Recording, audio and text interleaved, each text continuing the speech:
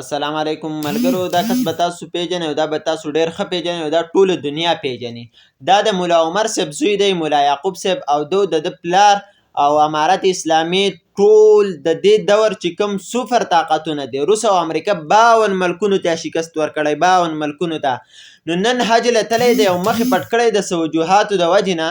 نو زمونږ بعضې قوم پرسته پاکستانیان او بعضې بې غیرته افغانیان راپاڅېږي، اولنی اعتراض پې دا کوي چې ده دا مخ ولې پټ کړی دی. نو د دې اعتراض خو دا جواب دی چې ده دا مخ ځکه پټ کړی دی چې بعضې خو بې غیرته پاکستاني او افغاني شته دی چې په دوی پسې رد بد وایي، بعضې بې غیرته پښتانه، خو بعضې غیرتمند پښتانه هم شته دی چې د دوی سره د میلاوېدو یو شوق او یو تمنا لري. نو دوی دا نه غواړي چې دلته کې مونږ ته خلک راټول شي او دلته کې رش جوړ شي. بل د سعودي حکومت هم دا نه مني چې یو کس ته خلک راټول شي او لکه یو ګڼه جوړه شي. د سعودي حکومت هم دا نه غواړي. نو دا مخ خو یې د دې وجې نه پټ کړی چې بل کم ورته کنځل کوي او کم پسې خرابې ویډیوګانې جوړوي چې دا څه چل دی هغسې چل دی. وختي ما د یو کس ویډیو وکتل، هغه پسې ډېر غلط الفاظ استعمال کړي دي. نو هغوی ته زه دا وایم چې بې غیرته خو تاسو چې په افغانستان کې د ټینګې نه وئ چې کله د جنګ وخت رالی نو تاسو افغانستان پرېښوده، خپل ښځه او بچي روسیانو او امریکانیانو ته پرېښودله او دا بر سر طالبان یکې تنې تنها ورسره وجنګېدل او 52 ملکونو ته شکست ورکړه. دې امارت اسلامي 52 ملکونو ته شکست ورکړه.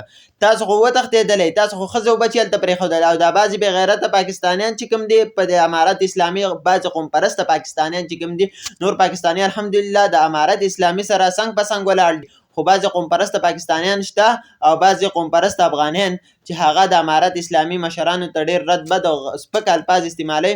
نو زه دوی ته وایم چې بې غیرته خو تاسو یې چې خپل ملک هم پرېښی او خپل وطن هم پرېښی، خپل ښځه او بچي او خپل کورونه هم امریکایانو او روسیانو ته پرېښی.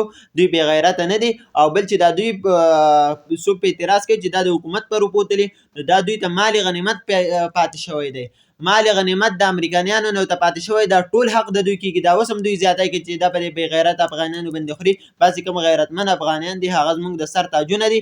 الله دې ټول عمر هغه غیرتمند پښتانه او افغانیان دي او که پاکستانیان دي جمدي لري، او الله دې دا بې غیرته چرته هم ابادۍ نه، ځکه دوی ټول عمر د انګریزانو غلامي کړي، اوس هم په بر ملکونو کې پاتې کېږي، د هغوی سپي